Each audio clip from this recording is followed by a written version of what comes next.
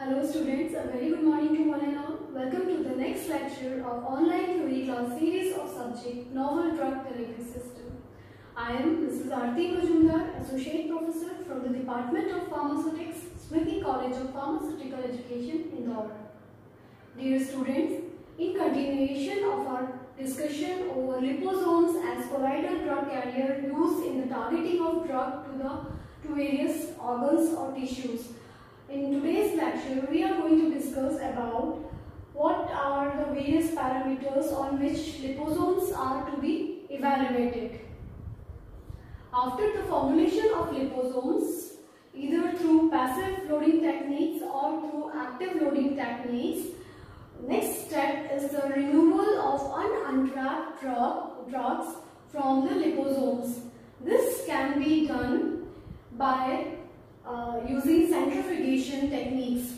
In mini-column centrifuge, liposome can be, if liposomes are multi-laminar liposomes, as they are bigger in size, so they can be centrifuged at higher speed using mini-column centrifuge.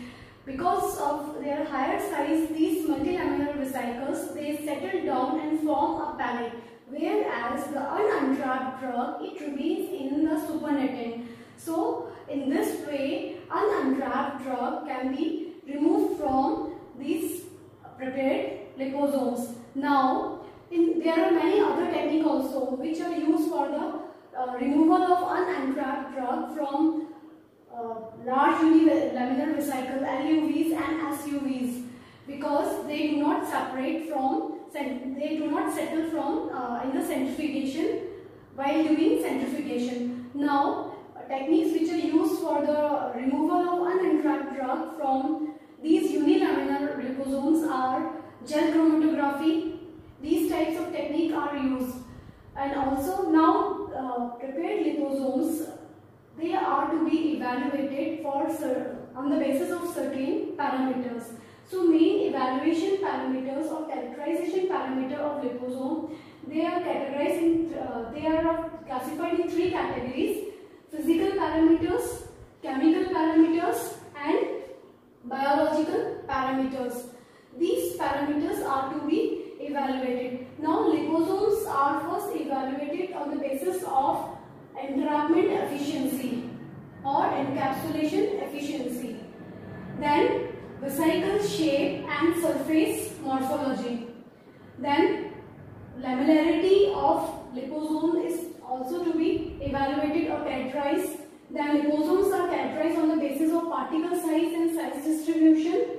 Then surface charge is to be determined. Then phase response and transitional behavior are to be studied of prepared liposomes. Then in vitro drug release study is to be evaluated.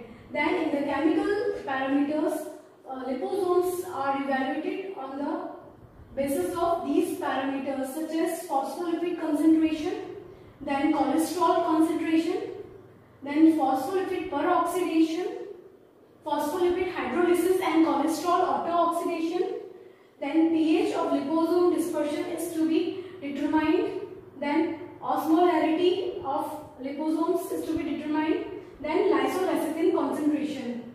These are chemical parameters which are to be evaluated while doing characterization of liposomes. Then some biological parameters are also need to be evaluated with the liposomes. For example, sterility of liposome, pyrogenicity of liposome, and animal toxicity of liposome. These studies are to be conducted. Now starting with the entrapment efficiency or encapsulation efficiency. This is the amount of drug or aqueous water-soluble drug which are entrapped in the aqueous compartment of liposome. So this can be evaluated, this can be determined by using ethanol or chemicals such as Triton X100, which can when the liposome preparation, they are specific amount of liposome preparation, when they are saturated using ethanol or Triton X100, it results in the disruption of lipoidal phospholipid membrane and thus liberating the drug encapsulated outside. Now this liberated drug can be analyzed with the help of standard techniques such as UV visible spectrophotometer or by HPLC method. Now, this entrapment efficiency can also be determined with the help of protamine aggregation technique, in which liposomal dispersion is precipitated with the help of protamine solution, and then this precipitated mixture, it is then centrifuged at 2000 rpm, and then the drug is analyzed in the supernatant with the help of UV visible spectrophotometer. And then vesicle shape and surface morphology. Vesicle shape and surface morphology, these parameters, they can be determined by using freeze fraction microscopy and scanning electron microscopy. Then lamellarity. Lamellarity of liposome can be defined as the number of phospholipid bilayer present in the liposomes, because liposome can be unilamellar or oligolamellar, or they can be multilamellar. This lamellarity can also be determined by freeze fraction microscopic techniques. Then particle size and size distribution. This is a very important parameter in the very important because these particle size distribution directly influence the physicochemical property and biological fate of liposomes and the drugs incorporated in liposome. So this particle size and size distribution, they can be determined by using various techniques such as light microscopy or transmission electron microscopy or scanning electron microscopy. Then surface charge. Surface charge can be determined by using zeta's particle size and distribution can also be determined by zeta sizer, and surface charge can also be determined by using Malvern zeta sizer, which calculate both particle size as well as zeta potential or surface charge of the liposome. Then phase response and transition behavior of liposomes, it can be studied by differential scanning calorimetric analysis of liposomal preparation. Now, in vitro drug release study, this in vitro drug release study of liposome can be determined by using Franz diffusion cell. Now, various chemical parameters which are to be evaluated in the characterization of liposomes, such as phospholipid concentration.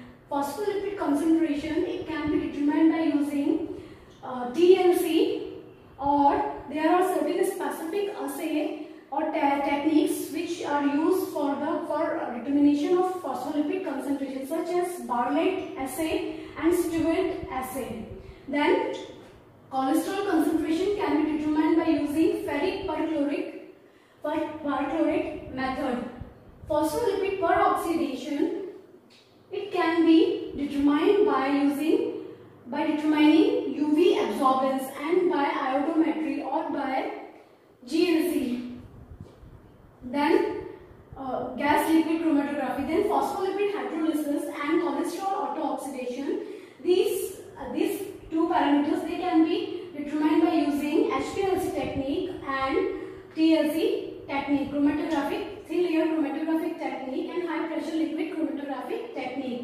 Now, one more thing, lysolecithin concentration.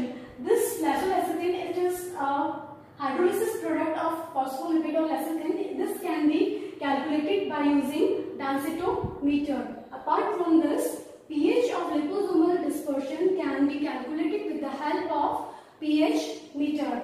Then osmolarity is determined with the help of osmometer. Now, biological parameters which are to be evaluated while doing in vitro characterization of liposome are sterility by performing culture, aerobic and anaerobic bacterial culture studies. Then pyrogenicity by performing Lal test, Limolus amoebocyte lytic test. Then animal toxicity studies are also to be performed. So these are various characterization parameters, various evaluation parameters of liposome in short, which are to be performed. Now, in our next session, we will study about various applications of liposomes. Thank you.